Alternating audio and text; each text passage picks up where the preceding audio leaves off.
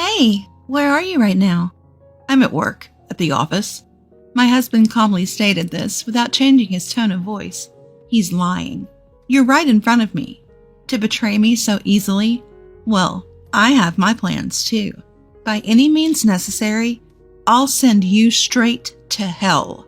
My name is Karen, 33 years old. After graduating from college, I got a job at a multinational corporation. A dream come true. Although the pay is decent, the work is tough, and international business trips are commonplace. At this rate, my job might become my lifelong partner. When I turned 29, I started feeling anxious and attended a mixer at an invitation of a friend. That's where I met my husband, Mike. Mike is the same age as me and works a regular 9-to-5 job. Unlike me, he doesn't travel for work and doesn't relocate. Because of that, inevitably, I end up earning more than him. After dating for a year, when the prospect of marriage started becoming more realistic, he said with a look of apprehension, Can I really make you happy as things stand right now? Why would you think that? Because I earn less, right? It's kind of, I don't mind it at all. I'm with you because I love you, Mike. I feel the same way, but are you really okay with me? With a look of uncertainty on his face, Mike looked at me. Even his doubtful expression seemed endearing to me. I looked directly into his eyes and expressed my true feelings. I want you, Mike. It's you I love, not anyone else. Karen, thank you. I want to be with you too. A month later, he officially proposed to me. That fall, we had a beautiful chapel wedding and were blessed by many friends and family. Despite my hectic work schedule, I felt incredibly happy enough to forget all the hardship. Almost 2 years have passed since then. Without any issues, we have been leading a peaceful married life. Considering our age, it's about time we start thinking about having children. That's what I was starting to think one day. When I got home from work, Mike, who should have been home before me, was nowhere to be found. Mike? I peeked into the other rooms, but he was not there. When I checked the front door, I noticed his shoes were missing. I checked my phone, but there were no messages or missed calls. What could have happened? He always comes home before me. If something had happened, he would have messaged me, right? Did something happen to Mike?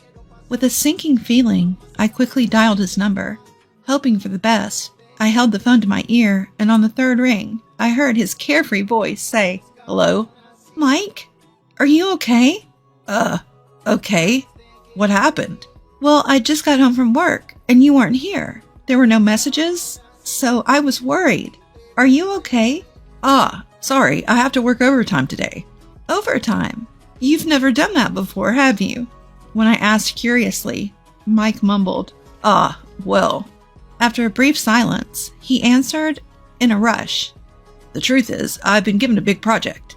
Apparently, if the results are good, I might even get promoted. That's why I need to work overtime, even if it's hard. Promotion? That's great. Yeah, so I think I'll be working overtime more often from now. But don't worry about me. See ya. Wait a minute, Mike. But he hung up the phone without responding. Despite his unilateral attitude, I felt happier than anything. So Mike finally has a chance for a promotion. He was always concerned about the difference in our incomes. I hope this gives him some confidence. Of course, I have no complaints about his current salary. At least as long as we both keep working, we won't face any hardships. However, if his income increases, it would bring even more comfort to our lives, especially considering the possibility of children in the future. A promotion for him would be more than welcome. Since that day, he stopped coming home at the usual time. Even his days off became work days, and our time together decreased. When I come home from work, Mike is not there. Even on the rare days off, he's not home. This was lonelier than I had imagined. However, his future promotion is on the line. I wish he would come home early once in a while. I want to spend the day off together, just relaxing. If I prioritized these feelings of mine, it would be a nuisance to him. Considering this, I could not possibly confront him. So I decided to immerse myself more in my work to drown out the loneliness. I also have an overseas business trip planned soon, so I'll work just as hard as he does. After all, even if I go home early, he won't be there. Thinking this, my overtime increased as well. But as the time spent with him decreased, my heart reached its limit. I don't think I can bear it anymore, knowing that it might be a burden for him. I decided to express my feelings. "Welcome home, Mike. I have something I want to talk about." I said this to my husband when he returned from work that night. Talk about? Does it have to be today? I'm pretty tired. Huh? I was taken aback, unable to find words. However, there's no point in giving up here. I continued the conversation without losing heart. "I'm sorry, but it's something I really want to discuss." Ha! If you have something to say it quickly. I need to sleep early for tomorrow's work. Tomorrow is Saturday. Are you going in on your day off again? Sometimes you should relax at home. Enough already. You're nagging. I'm busy, don't you get it? Is it fun for you to bother me? That's not what I meant. Please stop bothering me. Don't you realize how crucial this period is for me? Yes, you're right. I'm sorry. His face turned angry, something I had never seen before, which startled me. I'm tired. I'm going to bed, he said, and left the room. Left alone, I began to shake uncontrollably out of fear. What on earth just happened? I've never seen Mike like that before. I understand he's busy, but there's no need to speak like that. Though my dissatisfaction was growing internally, I couldn't voice it. We should have been able to resolve this through a proper discussion, as we always have. But I was too afraid to express my true feelings to him at that moment. As the days for my overseas business trip were approaching, I had been working late. On this particular day, I ended up leaving work particularly late and hurried to the train station. Unfortunately, the train was delayed.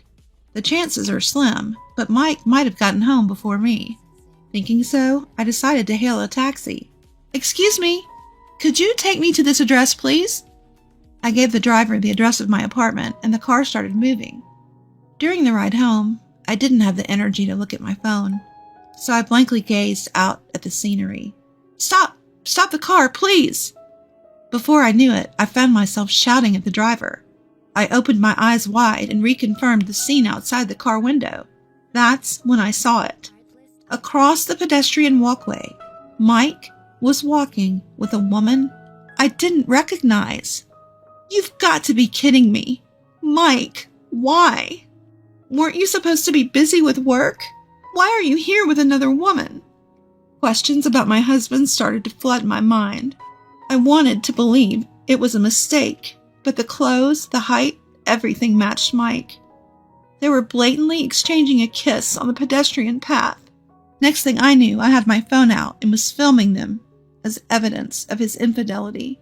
They continued walking arm in arm. As I was capturing the entire scene, the driver asked, "Ma'am?" His voice snapped me back to reality, and I quickly stopped recording. When I arrived home, sure enough, Mike wasn't there yet. I called him, wanting to get the truth. Only the ringing sound of the call echoed emptily from my smartphone. After a few attempts, he finally answered. "Don't keep calling me over and over. You should know I can't answer if I'm not picking up, right?" "I'm sorry, but there's something I want to ask you." "I'm working overtime. I'm sorry, but could we talk later?" "Overtime? You don't mean cheating, do you?" "What?" There was a pause. Then I heard his voice filled with anger. After a while, he let out a disgruntled sigh. "Enough of this. How can you say such a thing to your husband who's tired from work? Forget it. I'm not coming home tonight." Then he hung up abruptly. Judging by his reaction, it seemed like his affair was confirmed. A strange emotion, neither anger nor sadness, welled up within me. So he was really cheating on me. We have to talk about this. Things can't continue as they are. True to his word, Mike didn't come home that night. From the following day, he'd come home, but there would be no conversation, let alone discussion. In the end, the day of my business trip arrived first. This time, it's a 2-week trip overseas. On the morning of my departure, as I was wondering how to address Mike, he started talking to me first. Karen, you're leaving for a business trip today, right? Be careful, okay? Huh? Oh, yes, thank you. But 2 weeks is such a long time. You often go on these trips, but I still can't get used to it. And it feels lonely. Lonely? Do you really feel that way? Of course. We've been awkward around each other recently, right? I want to clear up our misunderstandings. So let's have a nice dinner when you get back. There's no way things can work out so conveniently. He's just trying to cover up the fact that he's been cheating, spouting nonsense. Anyone with a bit of thought should be able to see through it.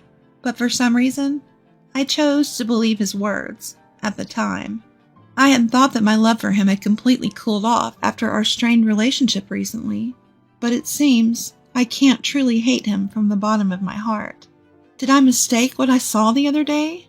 His smile, which I hadn't seen in a long time, was so endearing that it made me have such an illusion. I simply told him, "Let's have a proper talk when I get back," and left the house. After that, my business finished earlier than expected, so I was able to return home earlier. Since it was a sudden decision, I hopped on a plane back to New York without telling my husband Mike. Initially, I planned to contact him, but then I thought, why not surprise him by returning early, cook dinner, and wait for him? That was the plan. I arrived in New York around 11 a.m. I went straight home, arriving around 1 p.m. It was about a week since I had last returned home. At the moment I opened the door with a sense of relief, my spine froze. What?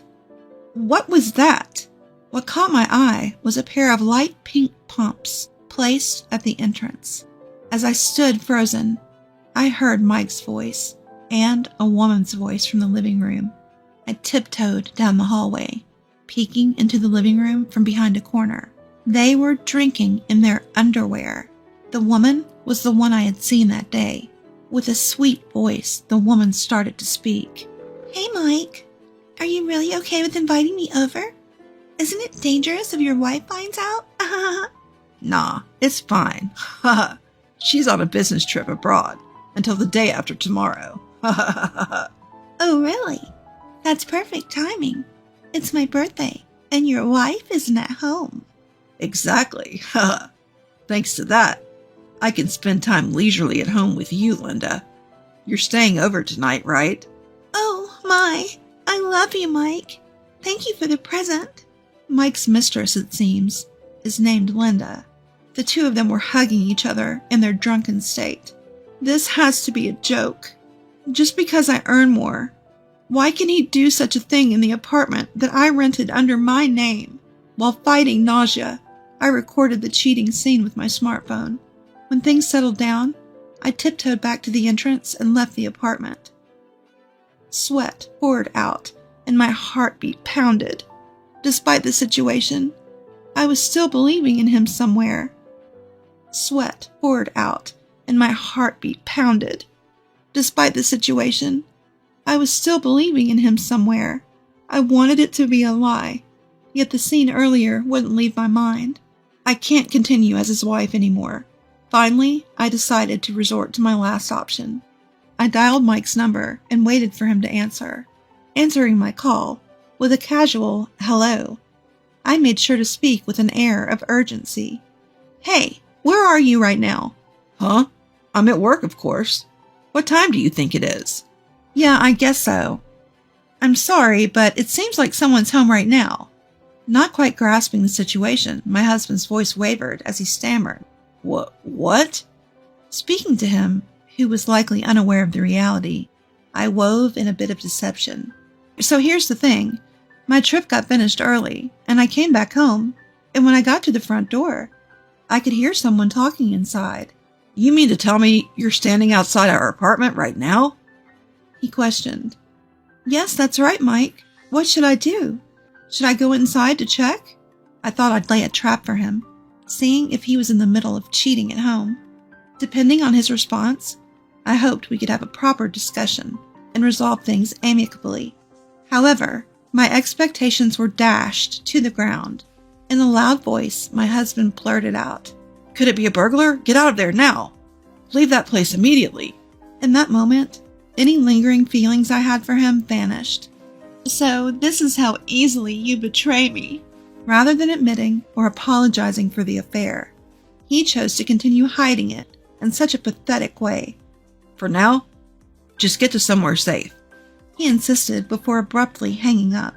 Moments later, I called the police. Hello? Is this the police? I think there's a burglar in my house. I can hear unfamiliar voices. Yes, thank you. As I ended the call and stood waiting, 2 police officers arrived a few minutes later. I repeated the circumstances to them, and we proceeded to my apartment together. When one of the officers rang the doorbell, my husband emerged from the entrance with his eyes wide open. Well, why are the police here? Are you the resident of this house? Asked one of the officers. Yes, I am. We received a report from your wife that there might be a burglar here. A burglar? No, there's no one here. As he said this, I stepped out from behind the door. Upon seeing me, my husband muttered, Why are you here? His eyes darting around nervously. I apologized to the officers, saying it must have been a mistake, and sent them on their way. Glancing around inside, I saw no sign of his mistress. I guess he must have rushed her out when I called earlier. Did he still believe I was unaware of the affair? He brazenly accused me. Why did you call the police? That's so bothersome. Well, it was you, Mike, who said there was a burglar. Besides, weren't you supposed to be at work? Why are you home? Never mind, just look at this. I pulled out my phone and presented him with a video of him and his face drained of color as he watched. This is not what it looks like, Karen. This is... You're not seriously going to make excuses now, are you? A sweat trickled down his forehead. He seemed desperate to say something, yet no apology came forth. Having had enough, I coldly declared, Oh, just drop it. It's painfully clear that you're a jerk who can't even apologize in such a situation. Hey, how does it feel to lie, cheat, and then get caught? Surely you didn't think it won't happen to me, right? Well, wait, Karen. I get it.